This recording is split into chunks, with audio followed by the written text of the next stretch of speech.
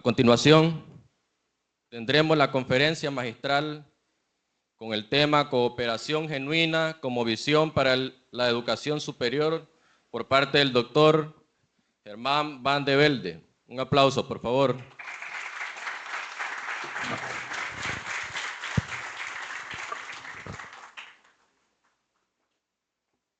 Muchas gracias.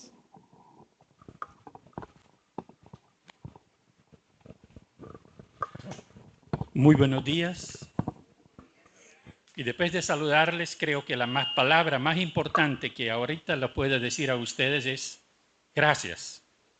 Gracias por esta invitación que, tal como la maestra Marta lo dijo, que de verdad me entusiasmó, me gustó mucho, sabiendo que voy a poder compartir con ustedes que están en este proyecto, que considero un proyecto tan importante para Nicaragua por el hecho de que es un paso muy importante de cara a construir calidad en la educación superior en Nicaragua.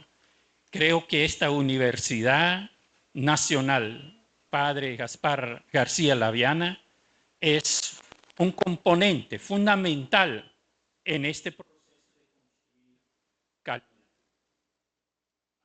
Gracias y un saludo fraterno a todas las autoridades aquí presentes, tanto a nivel de estudiantes, a nivel de la universidad, a nivel de nuestro Frente Sandinista de Liberación Nacional, a través del Ministerio de Educación, a través de la UNAM León, donde también he tenido la oportunidad de poder compartir, más que todo con la carrera de Trabajo Social. Y no sé si por ahí bueno, docentes, estudiantes, no sé, a todas y todos, mil gracias por esta oportunidad de verdad.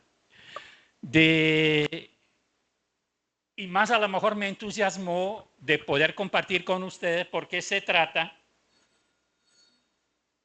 vamos a ver si funciona esta cuestión, ya, de que se trata de lo que es para nosotros algo muy importante. Por eso dice visión vital esencial, esencia para la vida, cooperar genuinamente. Y bueno, ustedes ya lo escucharon, orgullosamente soy también nicaragüense, igual como ustedes. Sin embargo, quienes me miran a veces ni lo creen o piensan de que, bueno, en todo caso a veces, bueno, era belga en algún momento porque allí nací. O ahí me nacieron, digo yo. ¿Verdad? Me nacieron allá, pero yo no tengo la culpa. Si yo hubiera escogido dónde nacer, creo que hubiera sido Nicaragua, por supuesto.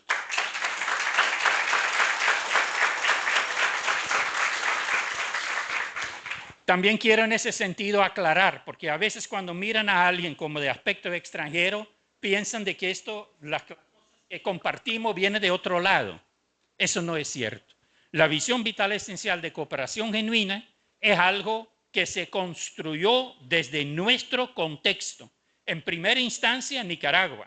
Segundo, Centroamérica. Y tercero, a nivel de nuestra América. Y ahorita hasta con aportes también del sur global, incluyendo África y Asia, ¿sí? Países de allí. Pero el orgullo de esta visión de verdad es de que viene en primer lugar desde contextos de Nicaragua. Y aquí solo voy a dar algunos ejemplos. ¿Qué más hablar de cooperación genuina? Refiriéndonos a la Cruzada Nacional de Alfabetización. Esta fue una expresión esencial de cooperación genuina. Para quienes estuvimos en aquel tiempo, ustedes se acuerdan, después de la Cruzada Nacional vino una consulta nacional para la educación donde se elaboraron los fines, objetivos y principios de la nueva educación, que por ahí el librito, hasta que sería interesante de volver a leerlo porque hay muchísimas cosas que todavía son válidos para el día de hoy, que también fue una expresión esencial de cooperación genuina. Otra que yo pude vivir muy de cerca fue cuando trabajamos la Escuela Normal de Jalapa, que era un proyecto en los años 80, que era un proyecto de formar maestras y maestros de Jalapa para Jalapa. algo muy interesante.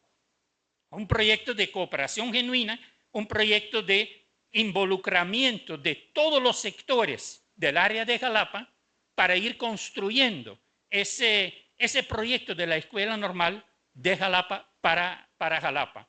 Desgraciadamente, cuando perdimos las elecciones del 90, creo que fue una de las primeras cosas que hizo la señora Violeta y que lo desapareció inmediatamente, igual como la escuela normal de Ocotal. Bueno, entonces quiero compartir con usted algunas ideas sobre esto de la cooperación genuina como visión vital esencial.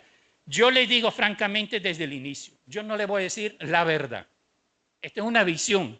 Este es lleno de subjetividades.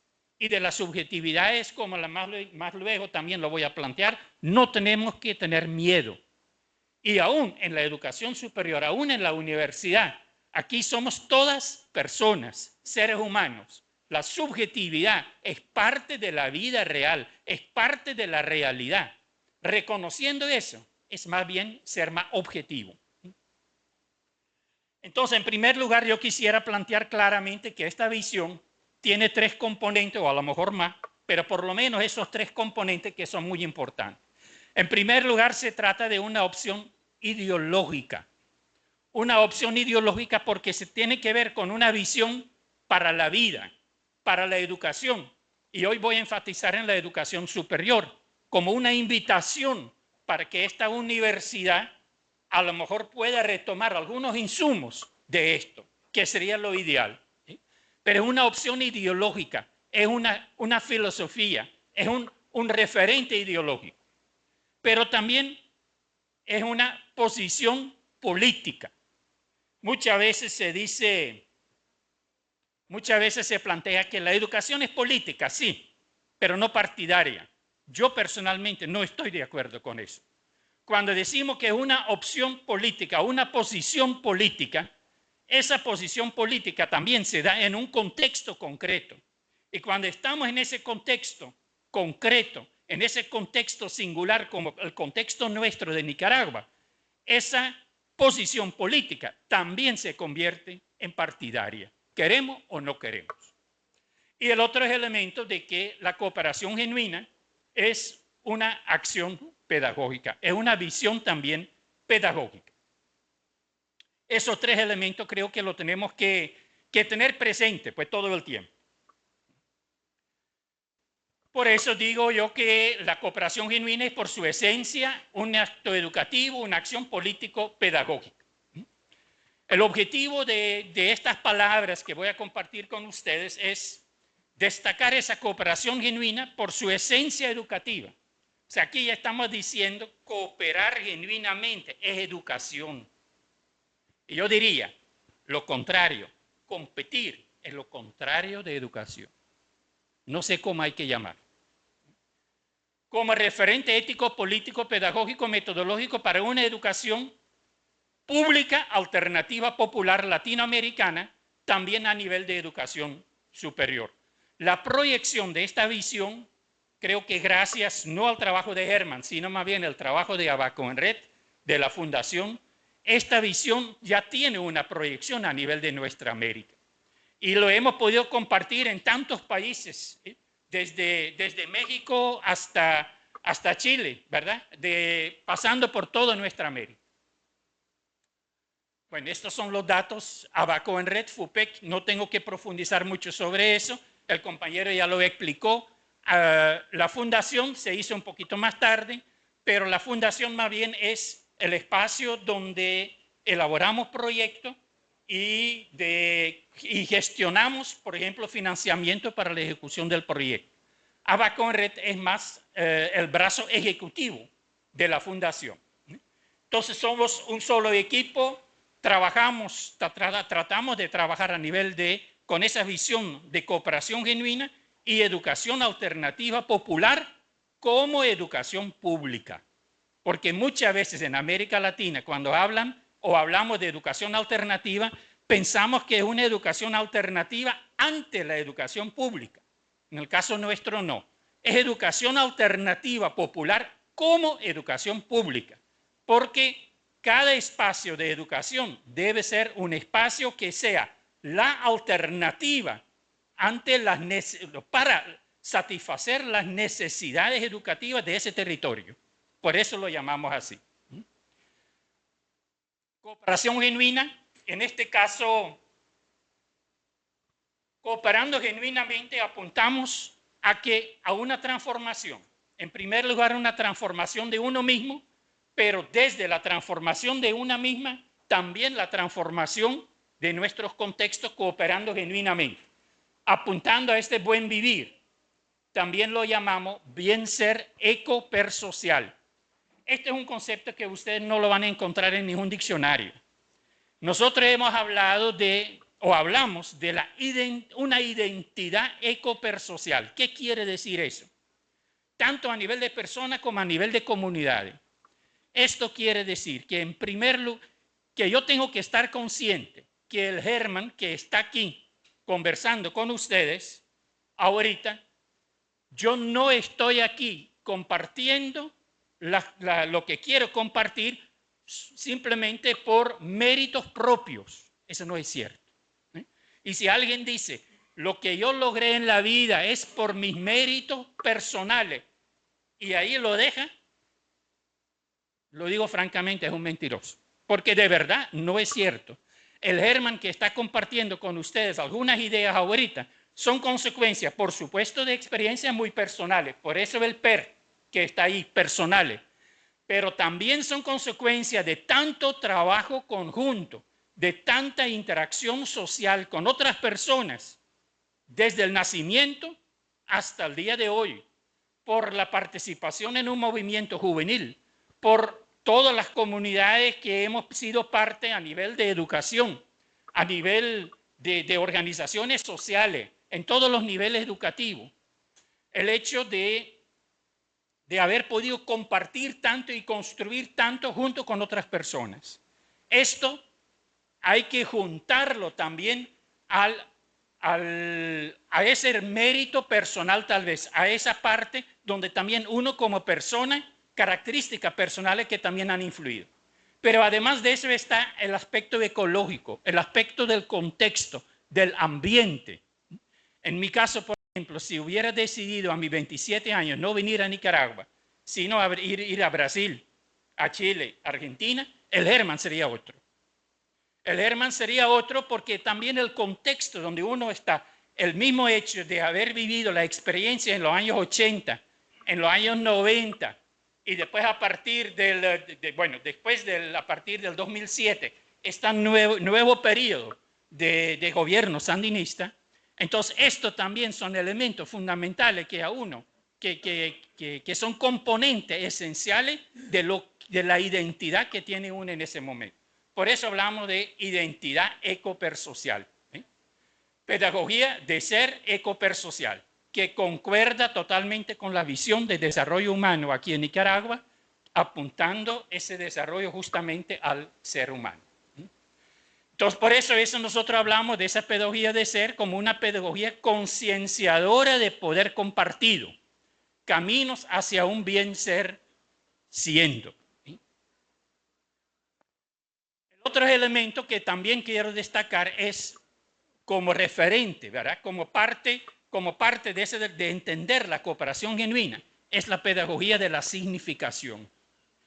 En la medida que nosotros estamos conscientes que todo lo que vivimos nosotros lo significamos, no necesariamente nosotros después hablamos de lo que realmente ocurrió. Nosotros lo compartimos en función del significado que tuvo el evento para nosotros, lo que aprendimos de eso.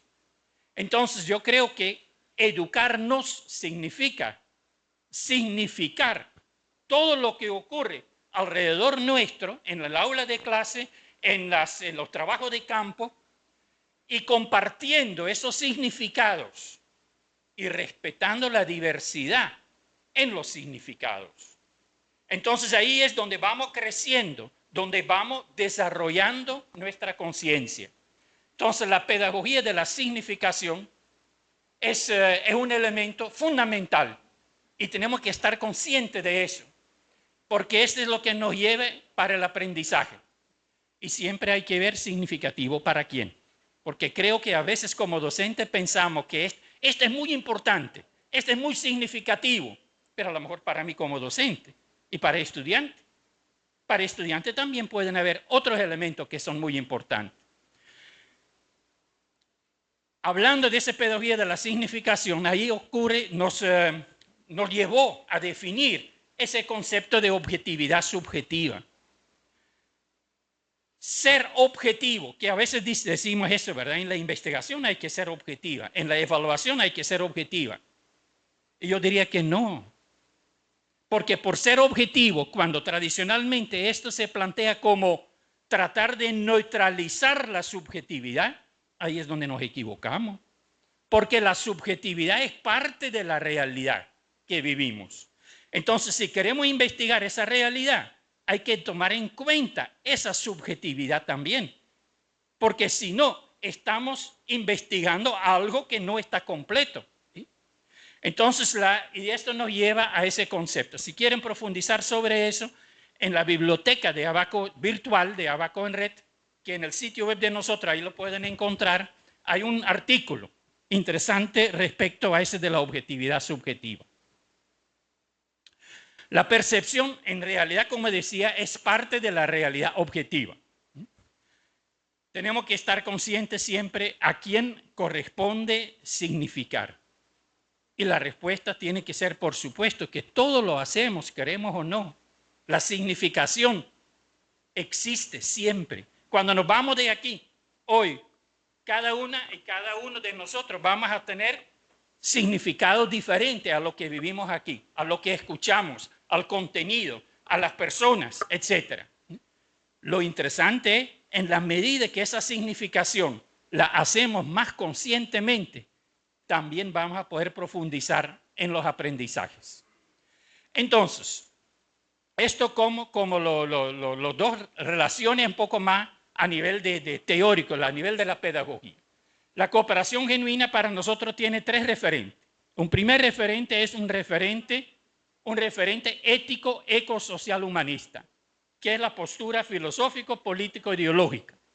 Después viene como a nivel de la estrategia para concretar ese primer referente, viene el referente pedagógico, que nosotros lo definimos o lo concretamos también a través de dos elementos. Uno que es la educación alternativa popular y al otro lado el paradigma integrador del aprender y su facilitación, que sería como una teoría de aprendizaje. Y concretando más todavía, ir a la didáctica, el referente metodológico, donde construimos conjuntamente oportunidades de aprendizaje. Fíjese bien, aquí no dice ofrecer oportunidades de aprendizaje a mis estudiantes. No es eso la cooperación genuina.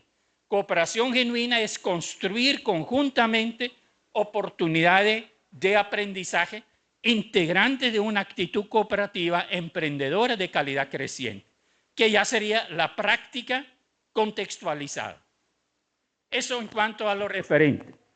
Ahora, en función de los valores, ¿qué es la cooperación genuina? Un poco profundizar en el referente ético. Algo que tampoco no es ajeno al pensamiento, a las reflexiones que ya ustedes hicieron, también la profesora Marta ahí lo mencionó, ¿verdad? La inclusión. No cualquier inclusión, una inclusión motivadora. ¿Sí? No dejar a nadie afuera o al lado, sino de verdad una inclusión. Cuando hablamos aquí de inclusión no nos referimos solamente a las personas con discapacidad, nos referimos a todo el mundo, ¿verdad? Esto también significa o implica en estos valores de la solidaridad, la equidad, género, a nivel de género, a nivel generacional. Y yo creo que vamos a tener que poner aquí también algo de cultural o intercultural, en el sentido, bueno, ese se me ocurre ahorita y ese es lo bonito del trabajo de nosotros, que con cada vez que preparamos algo para compartir también vamos aprendiendo. ¿Sí?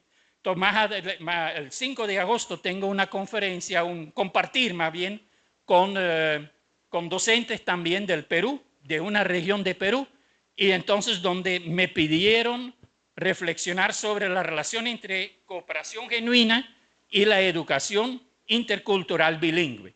Ya preparando un poco esas cosas, pensé yo, ahí la equidad también está presente, en lo intercultural. La responsabilidad compartida y el poder compartido. Aquí 2 palabras más sobre eso. Responsabilidad compartida hay que distinguirlo entre de responsabilidad distribuida, porque yo creo que somos excelentes en distribuir responsabilidades. Vos haces esto, el otro tal cosa y el otro tal cosa. Cada uno responde por lo que toca. Eso no es responsabilidad compartida. Responsabilidad compartida es cuando distribuimos responsabilidades, pero nuestra responsabilidad no es solo sobre lo mío. Eso es sobre la totalidad, la globalidad. Entonces la interacción entre quienes tenemos responsabilidad distribuida es muy importante. Pero además está el otro desafío, porque es bonito hablar de responsabilidades, pero a nivel de la decisión, a nivel al final, ¿quién decide con respecto a, por ejemplo, los aprendizajes de estudiantes? ¿Quién decide? Entonces, ahí también podemos aplicar desde una visión de cooperación genuina el poder compartido. Qué bonito que podemos junto con estudiantes decidir quiénes de verdad aprendieron lo suficiente para pasarse a otro nivel, a otro año de la carrera, a nivel de la evaluación o en otros niveles. Me gustó mucho cuando decía la maestra Marta de que el trabajo colectivo que ustedes están haciendo para ir construyendo también la visión propia, la visión educativa propia de esta universidad. Todo esto también implica la cooperación genuina, transparencia, coherencia y esto de la auto y coevaluación. Yo creo que la evaluación del docente debería ser simplemente de los aprendizajes y de todo. Debería ser simplemente como un insumo más a la evaluación. Pero el principio, lo más importante, debería ser la autoevaluación. Miremoslo como profesionales. Si como profesional yo estoy trabajando aquí en esta universidad, seguro que en algún momento la voy a encavar, ¿verdad? No quiero ni preguntar, levanten la mano quienes la han encavado en algún momento en su vida. Todos van a levantar la mano, ¿verdad? Aunque no lo pedí, ya levantaban la mano. Pero lo interesante es, o lo mejor sería, que quien se dé cuenta de ese encabe sea yo mismo en primer lugar. Y no mi jefe o mi jefa, ni mis colegas. Que yo mismo me doy cuenta, la encabé. Y ya puedo tomar medidas autoevaluándome. Yo puedo tomar medidas para superar o para rectificar lo que hice mal. Entonces, eso de la autoevaluación es fundamental también como saber autoevaluarse como parte del aprendizaje en la universidad. Construir esa conciencia crítica histórica descubriéndonos como personas y como colectivo. Esto quiere decir construir esa identidad ecopersocial. El respeto y disfrute de la diversidad. A veces decimos hay que educarnos para que seamos independientes. Mentira. Nadie puede ser independiente. La independencia en la vida no existe. Lo que necesitamos es que tengamos una interdependencia, pero positiva, donde nos respetamos y disfrutamos más bien esa diversidad. Esa identidad ecopersocial que se relaciona mucho con esto de la conciencia crítica histórica, ¿sí? De protección y seguridad después de lo que pasó con la pandemia. Yo creo que ese ya tiene que ser un elemento, un valor permanente que tenemos que ejercer y estar de verdad cuidándonos. La interculturalidad que se relaciona mucho con ese del disfrute de la diversidad. Aquí no profundicé mucho, ¿verdad? En realidad es tan fácil decir yo a él o a ella la respeto. Que haga lo que quiere. Yo la respeto. Pero ese no es el respeto que queremos. El respeto que queremos es de que éste se convierta en un disfrute. Disfrutar que el otro o la otra es diferente que yo ni quiero ser como él o como ella, pero disfruto como él, cómo tiene organiza su vida. Y lo importante es eso, la vida consciente. Que hagamos lo que hagamos, pero que sea de manera consciente. Antes nosotros teníamos aquí disciplina consciente. Esa parte de la palabra disciplina la borramos de esto. Lo importante es la vida consciente. Y si yo quiero faltar a una reunión o faltar a una clase como estudiante, que sea de manera consciente, que yo sé por qué voy a faltar, porque hay otra cosa más importante que hacer, pero que esté consciente, que no sea simplemente por se me olvidó, no, que sean cosas conscientes que podemos platicar y conversar posteriormente. Cooperación genuina para nosotros es camino y horizonte. Queremos apuntar a esa sociedad como horizonte, a esa sociedad donde cooperamos de verdad entre todas y todos, construyendo siempre mayor calidad de vida. Para eso es transformarnos, incluyéndonos también en esta transformación. Esto implica también que hay que crear ambientes. No podemos confundir cooperación genuina como visión educativa con lo que son técnicas de aprendizaje cooperativo. Las técnicas de aprendizaje cooperativo pueden ser muy interesantes si se aplican bien, pero eso no garantiza que el ambiente educativo de verdad sea cooperativo. Porque este es cooperación genuina, garantizar ese ambiente donde construimos confianza, donde hay inclusión y donde podemos ejercer crítica y autocrítica constructiva. Hasta que en algún momento por ahí alguien decía, tenemos que trabajar con técnicas de aprendizaje cooperativo para aprender a competir mejor. Y se puede aplicar de esa manera, pero esto no es el objetivo nuestro. El objetivo nuestro es que vayamos construyendo entre todas y todos ambientes de cooperación genuina.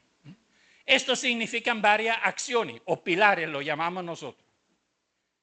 El primero, y tal vez uno de los más fundamentales, el arte de escucharnos.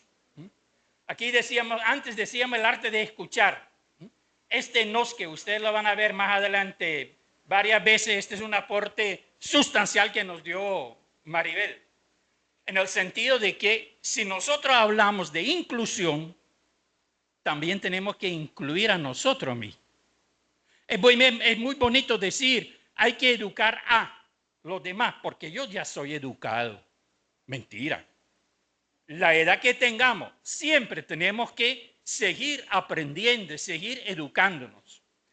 El arte de escucharnos, que también tiene que ver con una intención, escucharnos con la intención de comprendernos.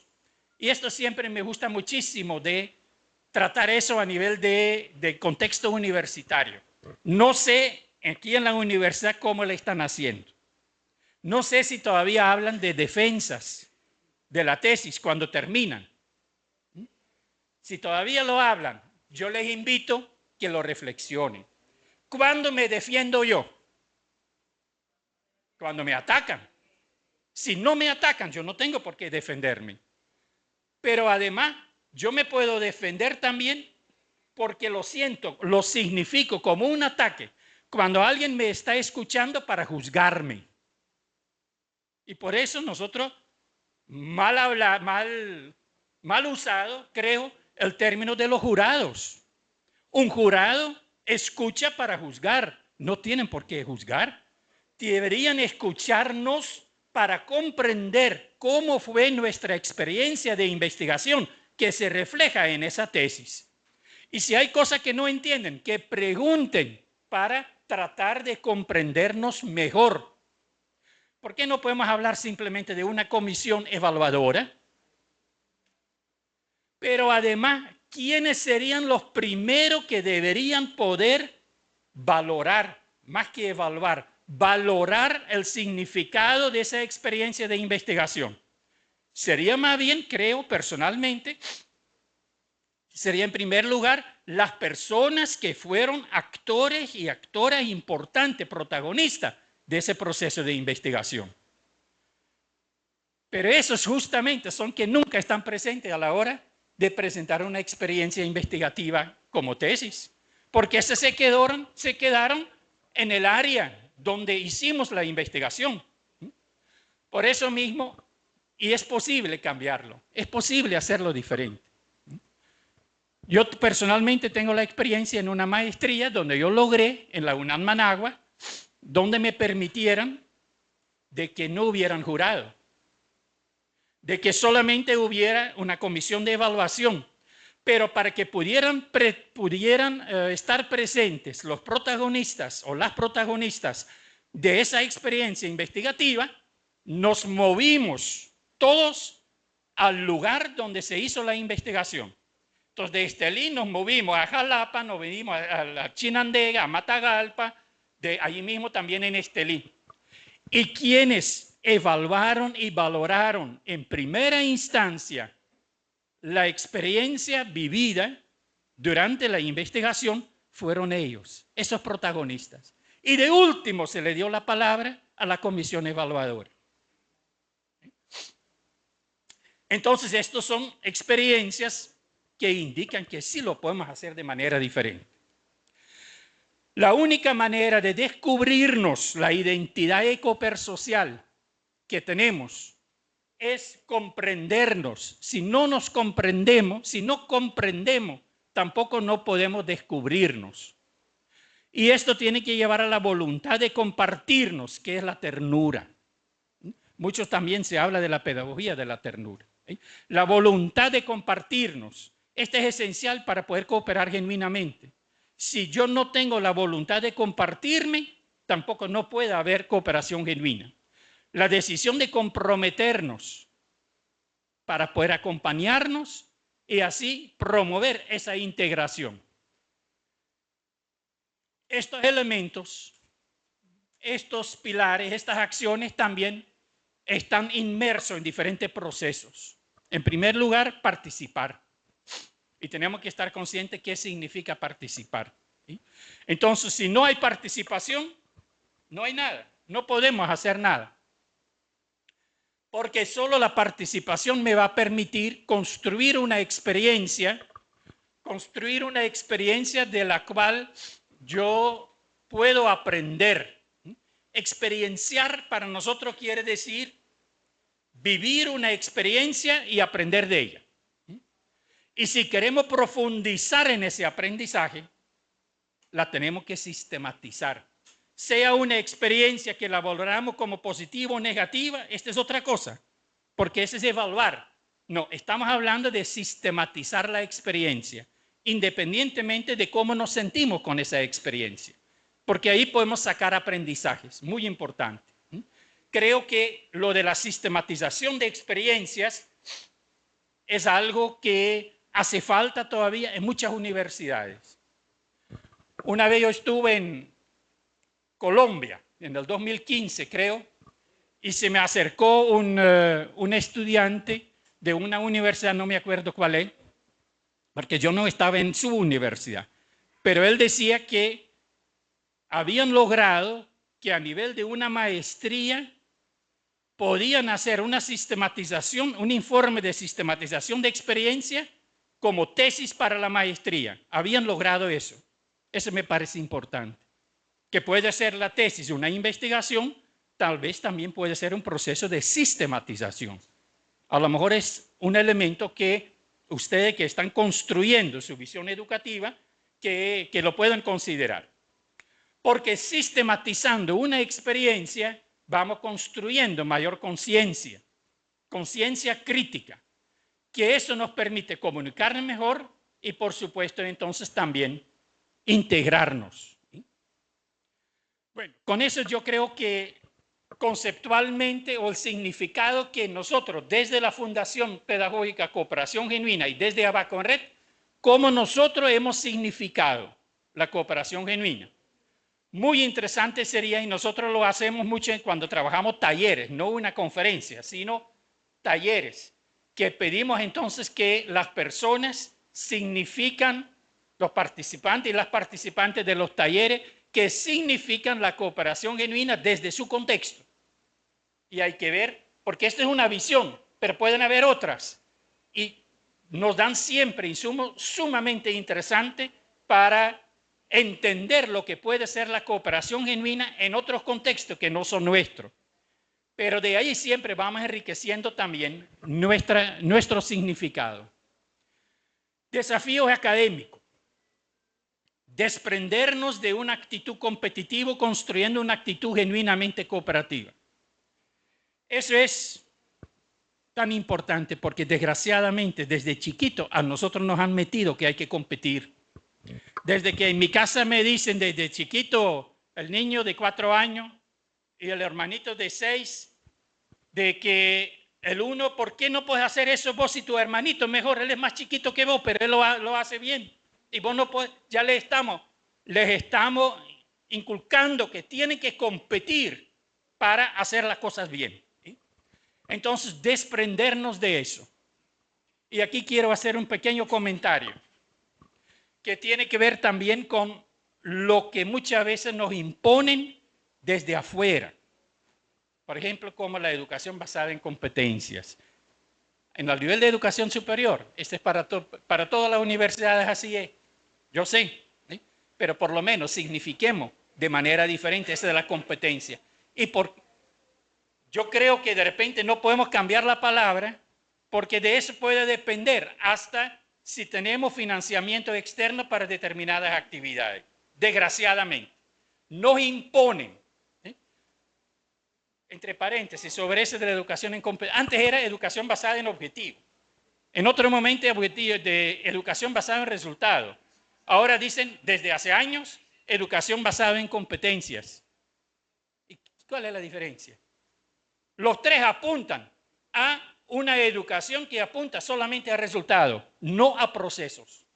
Y se nos olvida que cualquier resultado viene de un proceso. Cualquier producto viene de un proceso. Entonces no deberíamos más bien enfocar los procesos para que sean de alta calidad y eso como consecuencia también nos va a permitir valorar esos resultados. Además, el mismo resultado en dos contextos diferentes pueden tener significado también muy diferente.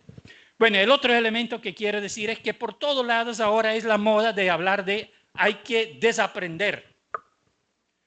Y nosotros reflexionamos un poquito sobre eso y decimos, si yo aprendí a andar en bicicleta, ¿será que yo puedo desaprender?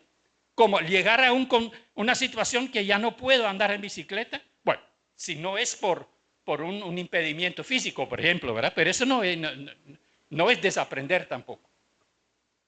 Puede ser que a lo mejor si durante muchos años no lo hice, que de repente me cuesta hacerlo de nuevo. Pero no es que ya no puedo. Claro que yo puedo. ¿Eh?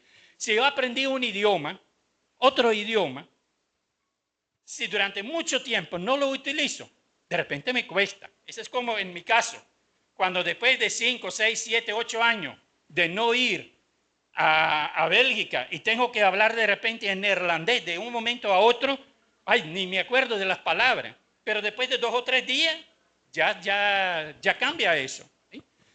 No se puede, si yo aprendí un idioma, no puedo desaprender ese idioma. Otra cosa es que, y por eso dice aquí, desprendernos de una actitud competitiva en este caso, o desprendernos de, yo puedo decidir, el neerlandés, que es mi idioma, ya no lo quiero hablar. Me desprendo de eso. Solo es ejemplo, ¿verdad? Tampoco no es cierto eso. Pero la actitud competitiva sí puede ser tomar la decisión consciente de ya no querer competir. Por ahí leí un artículo de alguien que en otro idioma, lo voy a traducir y ahí lo voy a publicar en las redes sociales. Alguien que decía, el problema de competir no es que uno quiere ser mejor que el otro, no es eso. El asunto de competir es que yo lo que quiero lograr es de que el otro sea peor que yo. Es diferente. Y eso es cierto, porque ahí entonces también surge el fraude, surge la corrupción, de ponerle trampas al otro para que no logre lo que él quiere lograr y que sea peor que yo. Este es el competir. ¿Sí? Bueno, si queremos profundizar qué significa eso de la cooperación genuina y la educación superior, entonces tenemos que pensar qué es calidad educativa, calidad académica, qué implica aprendizaje significativo. Tenemos que pensar en qué quiero hacer yo como docente. Dar clases o acompañarnos en el aprender, que son dos cosas muy diferentes. Porque si yo doy clase, el otro recibe. Y tenemos una relación vertical donde yo estoy diciendo, yo sé, y el otro no sabe. ¿Sí? Mientras que si nos acompañamos en el aprender, que es algo muy interesante, entonces estar consciente, yo de mis estudiantes quiero aprender. Entonces las tareas, las preguntas que les voy a plantear son preguntas de las que ni yo sé la respuesta. Ese sería lo ideal. Desgraciadamente lo que hacemos es, hacemos preguntas de las que nosotros creemos que ya sabemos la respuesta y exigimos de que tiene que decir lo que nosotros pensamos que sea la respuesta. Ajá, tiene que adivinar eso. Pero es lo contrario. Deberíamos hacer preguntas, nos deberíamos hacer preguntas de las que no sabemos las respuestas y que investiguemos entre todas y todos para ir construyendo esas respuestas. Esto sería lo ideal. Y ahí vamos aprendiendo todas y todos. En este también, yo, los últimos años que trabajaba en la universidad, yo les decía a mis estudiantes, yo ya no quiero dar clase. Yo no quiero venir a enseñar. ¿Quién soy yo para enseñar a ustedes? Otra cosa es, bueno, más bien se asustan cuando uno lo dice, ¿verdad? Porque dice, ¿a qué venís si no nos quiere dar clase? Pero también la mentalidad de estudiante tiene que cambiar, de que ellos puedan aportar cosas para la calidad del aprendizaje. ¿Sí? Y entonces de que en vez de enseñar, más bien esto también de aprender juntos. Y por supuesto, es entonces competimos o cooperamos. ¿Cómo promover calidad educativa hoy? Y aquí un sueño que nosotros, un sueño colectivo que desde Abaco en Red, desde la fundación, lo hemos ido construyendo. Paulo Freire hablaba de inédito viable, algo que no existe pero que es viable. Y nosotros planteamos, ahí a Paulo Freire le faltó, no le faltó a él porque para él era eso, ¿verdad? Pero nosotros le queremos poner algo antes, algo muy interesante, algo que hemos vivido, que es el inédito sensible, antes de que sea viable. El inédito sensible es cuando yo a las 2 de la mañana me despierto y de repente digo, tengo una idea, quiero hacer algo para mi clase, quiero hacer algo con mis estudiantes o en la universidad. Es algo que sentimos que deberíamos hacer. La primera tarea, si esto ocurre, es no despertar a quien está al lado, ¿verdad? Sino más bien compartir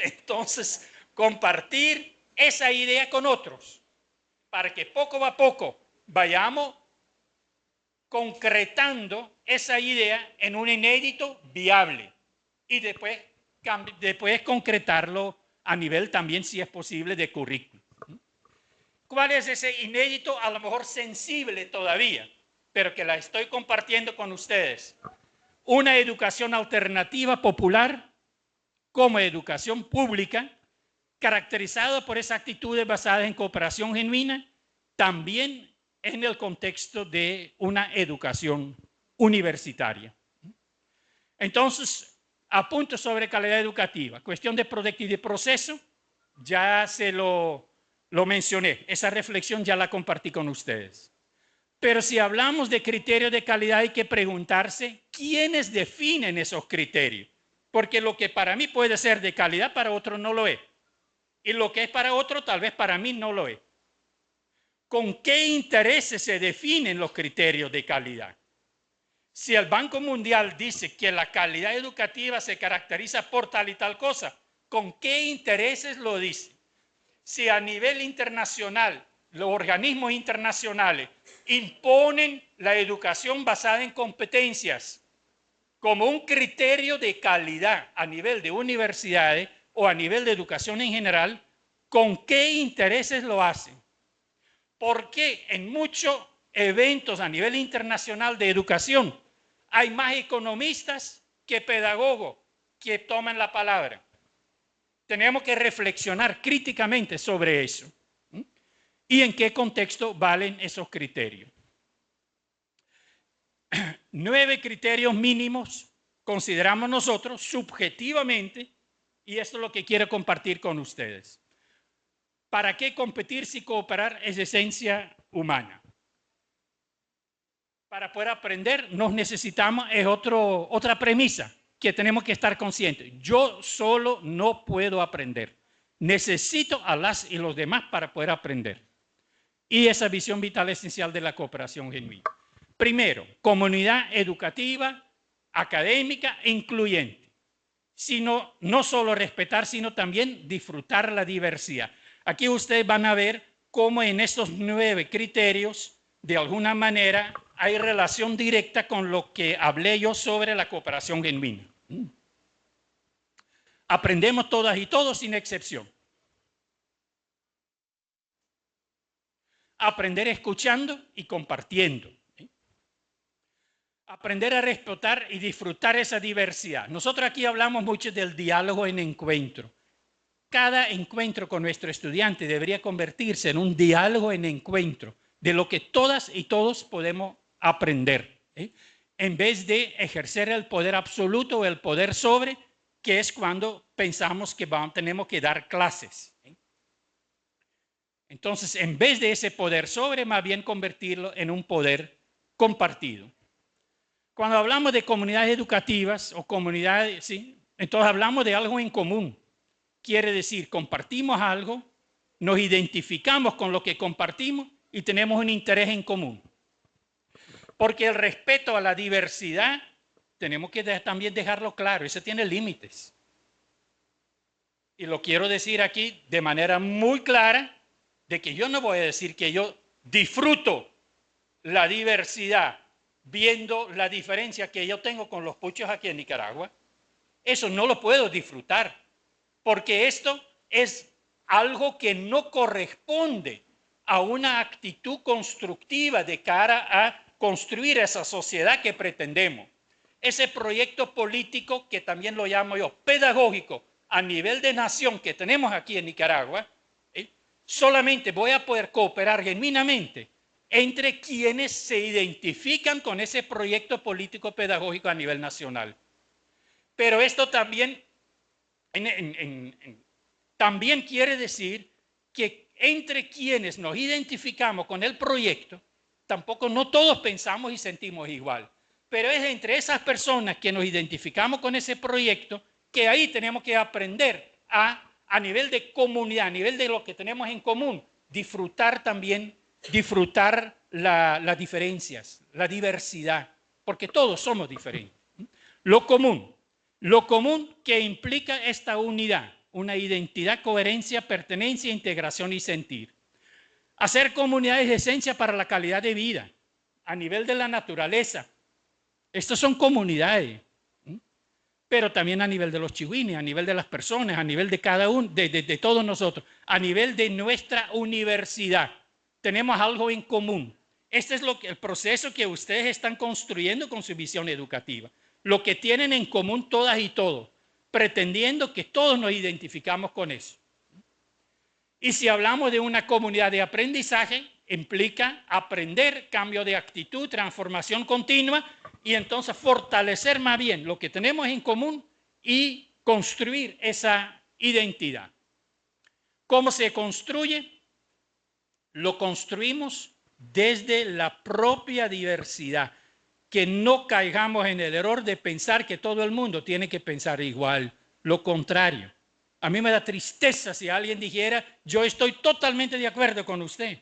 Ahí no aprendemos, ya no hay diálogo. El diálogo es desde la diversidad, pero en función de un interés común que tenemos, que es de cara a ese, por ejemplo, en Nicaragua, de ese proyecto político pedagógico a nivel nacional. Otros elementos que no lo voy a leer todito, pero eso también creo yo es interesante de cara a la universidad.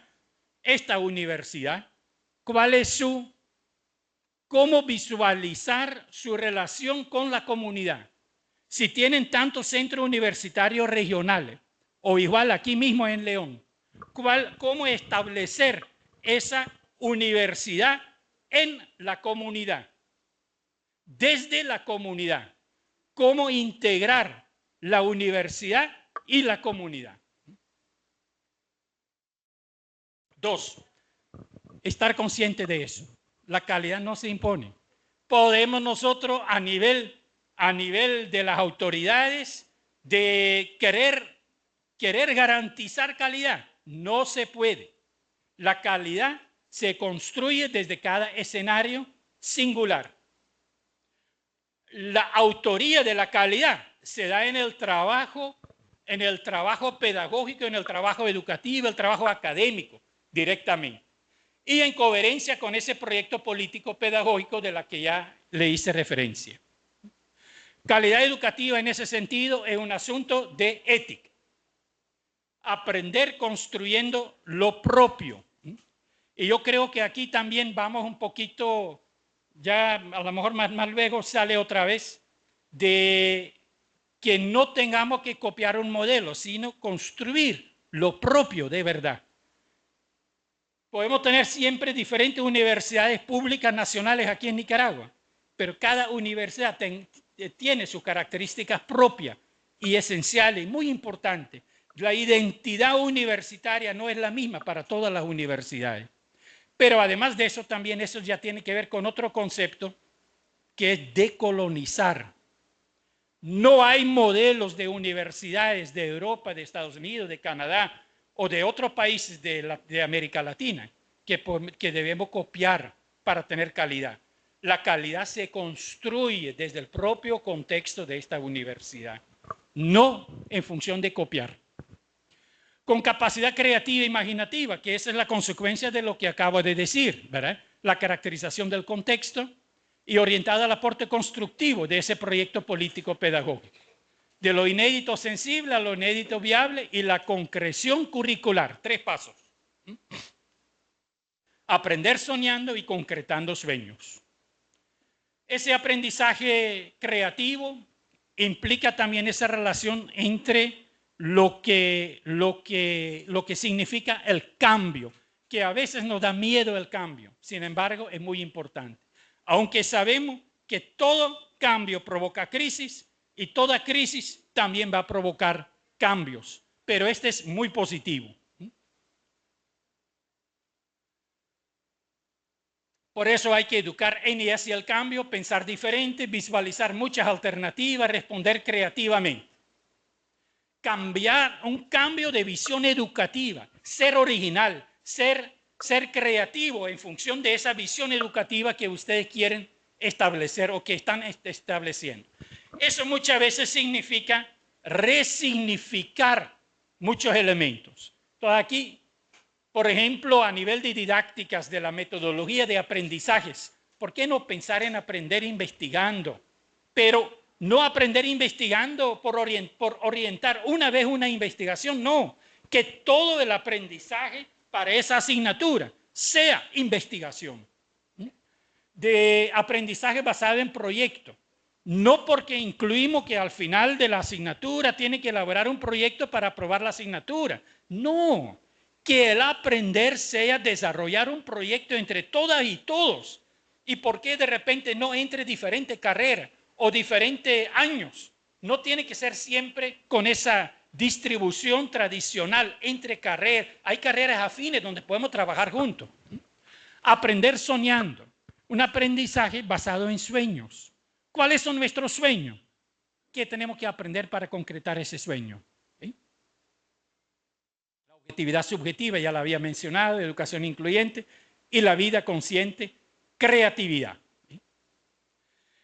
Este cambio, por ejemplo, a nivel de calidad educativa, ¿qué significa desde nuestra posición o visión muy subjetiva? Acompañar en vez de intervenir. En la psicología, la pedagogía social, en investigación, muchas veces hablan de la intervención. Yo quisiera preguntar igual también, pero no contestan ahorita porque yo sé lo que me van a contestar. ¿A quién de nosotros nos gusta de que alguien intervenga en mi vida? Nadie, ¿verdad? Nadie le gusta. Aquí a nivel de la sociedad en Nicaragua, ya suficientes intervenciones se han vivido de afuera. Tampoco lo queremos. Entonces ya no hablamos de intervenir tampoco. Bueno, hay intervenciones que son necesarias.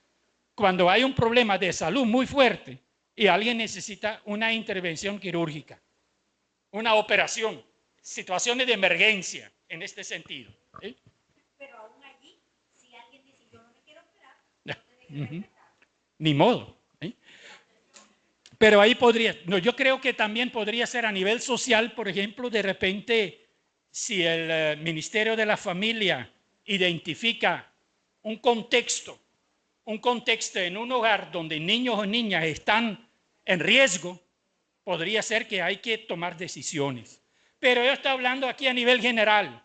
A nivel general, un trabajo comunitario no puede ser una intervención. Un trabajo comunitario tiene que basarse en cooperación genuina, donde nosotros respetamos, donde no nos extendemos como universidad para ir a la comunidad. No es extensión, sino más bien con mucho respeto entrar a la comunidad y ver cómo podemos trabajar juntos para identificar necesidades y desarrollar proyectos. Esto ya se lo mencioné, la inclusión que también tiene que tomar en cuenta uno mismo, educarnos en vez de educar a. El competir excluye, la cooperación incluye. Siempre doy el ejemplo aquí de la Olimpiada de Matemática. Un evento tan importante, hasta a nivel internacional, todos los países participan en eso. Pero ¿quiénes aprenden con la Olimpiada de Matemática? Aprenden aquello que ya saben bastante. Y quienes no saben y que tienen dificultades en matemáticas simplemente ni participan. Entonces eso es una locura a nivel de educación. Deberíamos tener una jornada de matemáticas durante 2 o 3 meses, pero donde aprendemos todas y todos, y no solamente quienes ya más saben. ¿Eh? Aprender juntas y juntos en vez de querer enseñar siempre. ¿Eh? Esto significa resignificar docencia también en la universidad. El enfoque ecopersocial, que es una nueva visión de territorialidad. Soy porque vos sos, soy siendo porque somos siendo, y desde nuestros contextos singulares, partes integrantes del universo. Eso de vos sos, soy siendo, ¿verdad? Nosotros siempre incluimos esto. ¿Y sabe por qué? Y este es otro ejemplo de lo que ocurre cuando nos imponen cosas desde afuera y nosotros no tenemos la conciencia o la reflexión crítica si es correcto o no es correcto.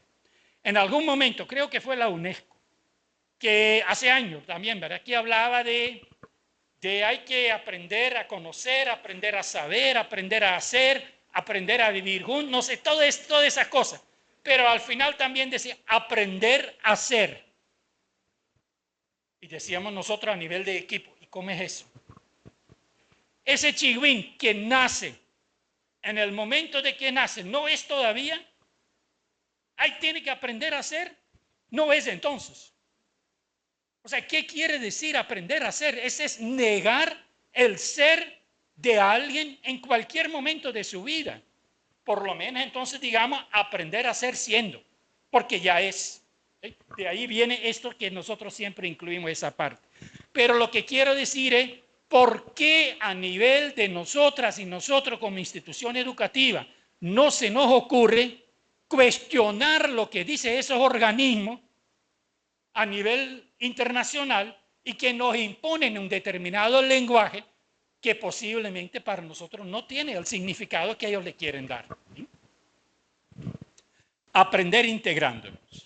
Descubrir, rescatar y valorar lo nuestro, proyectarle educación decolonizadora. Ya varias veces hemos hablado de actores y actoras, los protagonistas.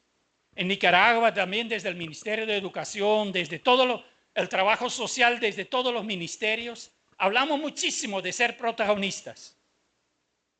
Es muy importante que tratemos de significar qué quiere ser protagonista. Y es muy importante ser protagonistas, pero no es suficiente. ¿Por qué no es suficiente? Porque nosotros necesitamos de que también de actores con C nos convirtamos en autores con U, porque esto significa aprender a escribir nuevos escenarios que apuntan a la concreción de ese proyecto político pedagógico a nivel nacional.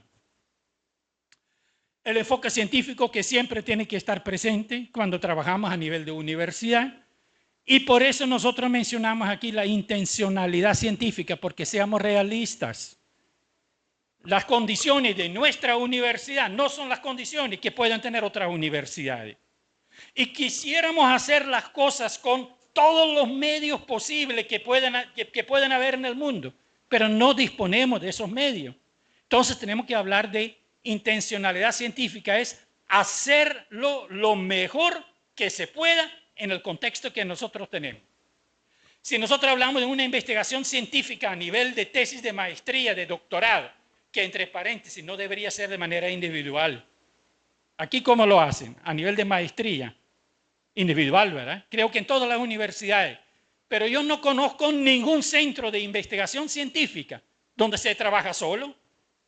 En todos los centros de investigación, estoy hablando de profesionales, se trabaja en equipo.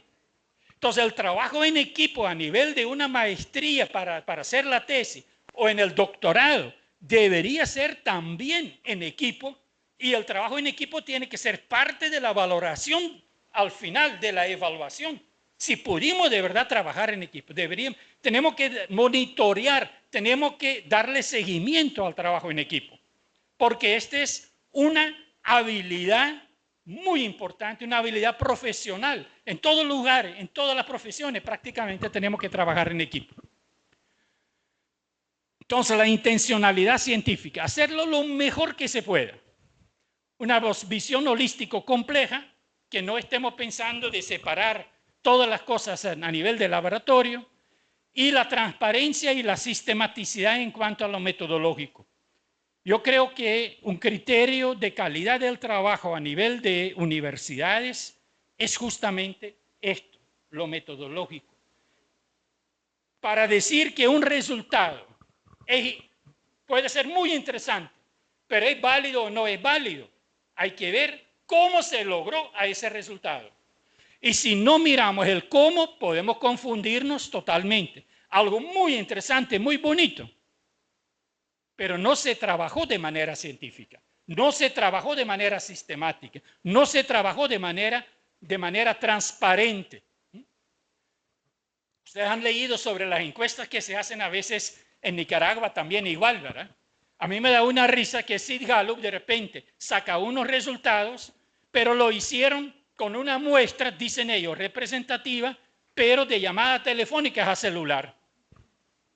A celulares, porque tienen miedo de venir a Nicaragua. ¿Sí? Pero entonces yo me pregunto, ¿será que quienes responden llamadas celulares constituyen una muestra representativa de nuestra población en Nicaragua? En el municipio de Estelí, el acceso a Internet es 30%. El acceso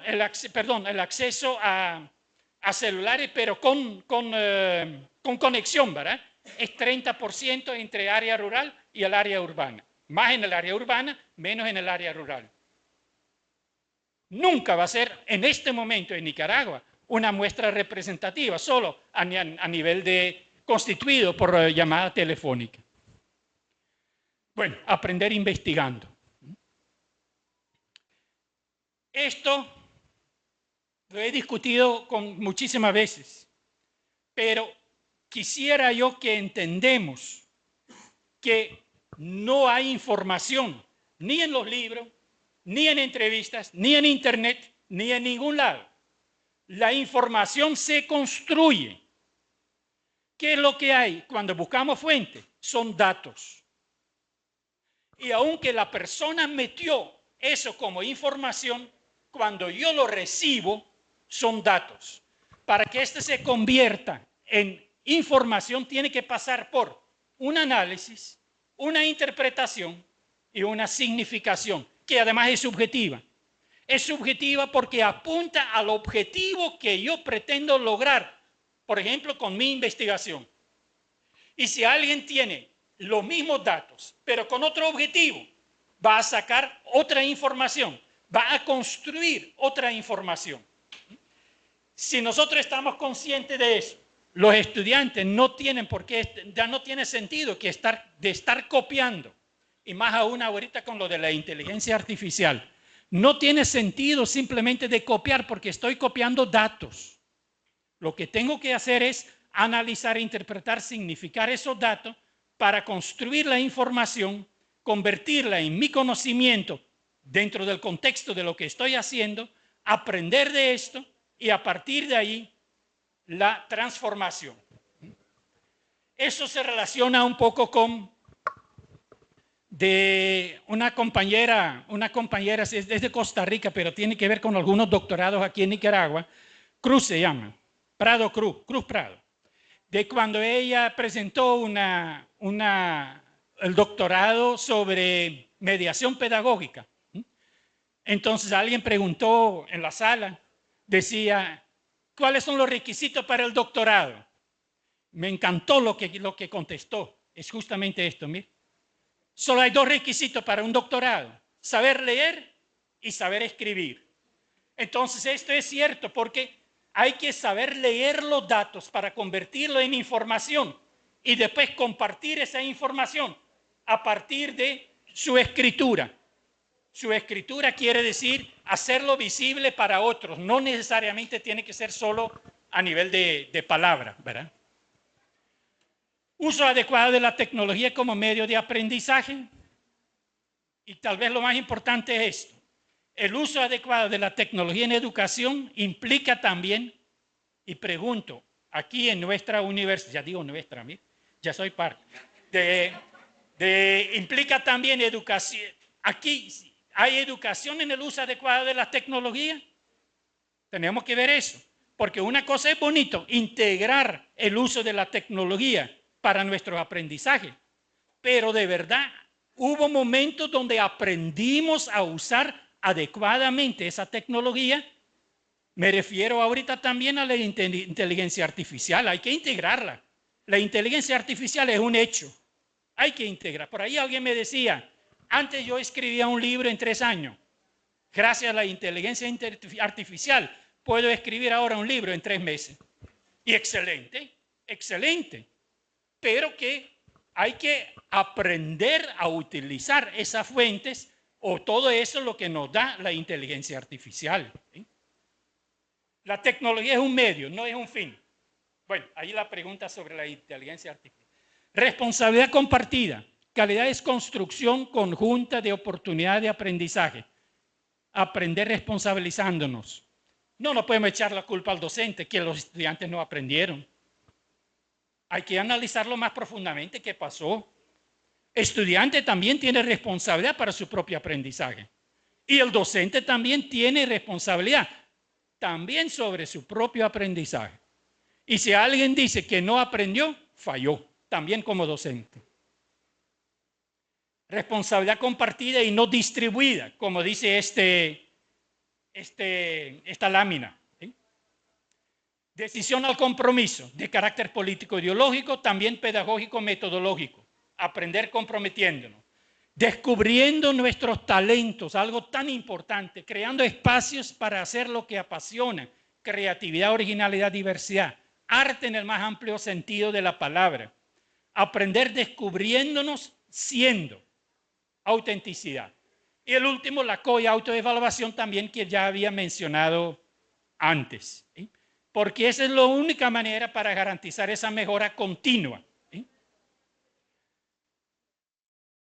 Ser docente es aprender a aprender como hecho educativo, acompañando a estudiantes quienes también nos acompañan. Estemos conscientes de eso.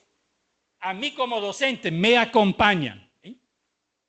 Aprender, escucharnos, interpretarnos, compartirnos, integrarnos. ¿Sí? Aprender a confiar en nosotros mismos, comprometernos, criticar y autocriticar. Entonces, aprender es cambiar de actitud de manera integral.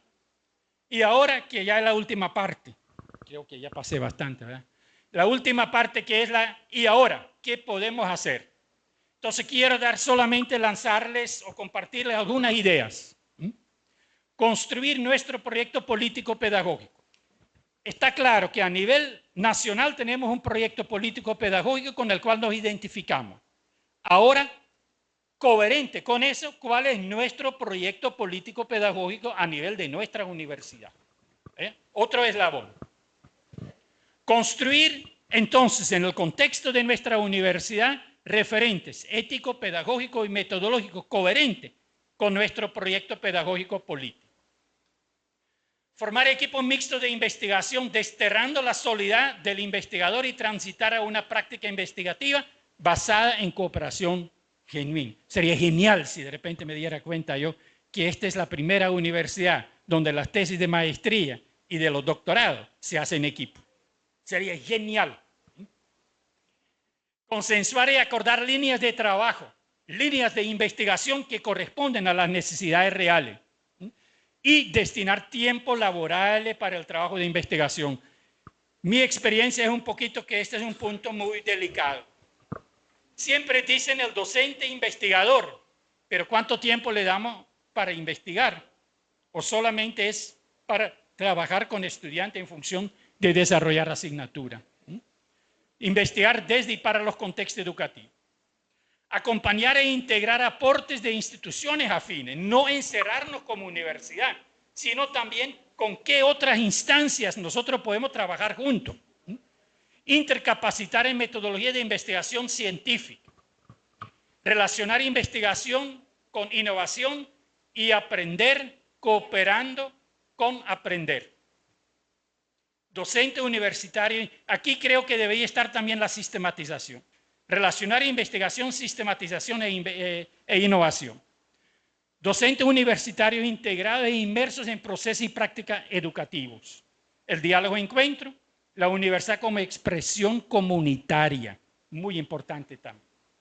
Los desafíos académicos, construir calidad desde el contexto, construir relaciones horizontales, un poder compartido, no un poder sobre, educación y aprendizaje incluyente, la identidad ecopersocial y la concreción curricular, que nosotros propondríamos de que esto sea un concepto que hay que incluir en el quehacer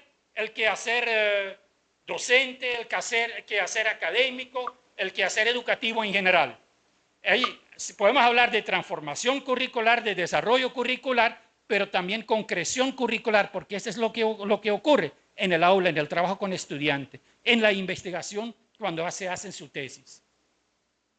Una visión compartida de cambio de paradigma hacia el aprender de todos y no defender posiciones, informes, sino más bien compartir experiencias de tesis, de investigación y que quitemos esa palabra de la defensa y los jurados. Romper con la visión tradicional que solo en la academia se hace investigación. La investigación se hace desde chiquitito. El niño que nace va investigando todo su alrededor, poco a poco, para ir aprendiendo y creciendo. Si esto lo fomentáramos durante todo el proceso educativo, en la universidad tuviéramos nosotros estudiantes que saben investigar cuando ya están en primer año. Y ahora tenemos muchas veces lo contrario. Le digo, investiguen sobre tal cosa. Todos me preguntan dónde lo podemos encontrar, en qué sitio web, en qué, etcétera, ¿verdad? Sino más bien, o sea, esta es parte de romper con la visión de que solo hay un método para investigación científica. Hay un montón. Nosotros lo podemos calificar como investigación científica cuando nosotros lo hacemos con esos tres componentes que yo les ponía ahí: la intencionalidad científica, la visión holístico compleja y la sistematicidad y la transparencia de lo metodológico, de los métodos. Investigar como tarea laboral inherente a nuestro quehacer docente. Construir esa actitud investigativa. Cooperar genuinamente en vez de competir, por supuesto. La formación político-ideológica.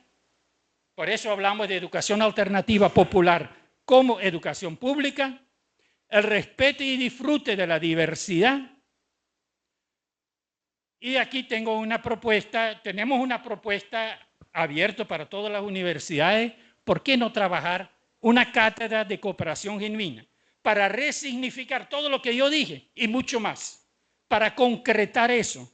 Para investigar respecto a esa visión de la cooperación genuina que salió del contexto de Nicaragua, pero cómo lo podemos relacionar también con los saberes de los pueblos originarios. Había algunos elementos de cooperación genuina que más bien nos pueden enriquecer el significado de la cooperación genuina el día de hoy. ¿Sí? Una cátedra permanente de la cooperación genuina financiada por la UNESCO. Concreción curricular, ya se lo dije. Fomento de la creatividad de la investigación científica, sumamente creativa. Evaluar para comprender, no para juzgar. Que por eso votemos esa palabra de tribunales y jurados de tesis. Y ahora sí, de verdad, ya lo último. Solo 3 preguntas. Preguntas que quisiera, bueno, para ustedes, ¿verdad? Desde su contexto educativo académico de esta universidad, ¿cuáles son los desafíos socioeducativos y académicos en y para este mundo contemporáneo? Considerando la responsabilidad compartida entre instituciones, ¿cuáles son los desafíos docentes más importantes para una educación de calidad en su territorio? Y digo, para ustedes aquí en León, pero de los centros universitarios regionales de esta universidad serían otros contextos, ¿verdad? Otros territorios. Esa diversidad de territorios, ¿cómo lo pueden manejar a nivel de una sola universidad? Un solo proyecto político, pedagógico, académico, pero en territorios diferentes. Interesante la reflexión. Y una actitud crítica constructiva desde y ante nuestros contextos. ¿Cómo nos implica? ¿Qué hacer? ¿Cómo prepararnos? Toda esta presentación queda allí en la computadora, de que por si ustedes lo quieren volver a ver o utilizar alguna cosita de esto. La conclusión, y lo decimos de manera muy sincera, desde Abacorret y desde la Fundación, América Latina, nuestra América, hoy tiene las condiciones para asumir el reto de ser ejemplar en cuanto a la construcción colectiva de sistemas educativos basados en cooperación genuina, coherente con un proyecto político pedagógico de una educación pública alternativa popular, sostenible a largo plazo. Y yo creo que en este sentido, la Universidad Nacional de Padre Gaspar García Laviana puede jugar un papel muy importante en este sentido y proyectarse como tal e incidir también en otras regiones. La pregunta entonces nos apuntamos, ya ustedes darán la respuesta. Muchísimas gracias.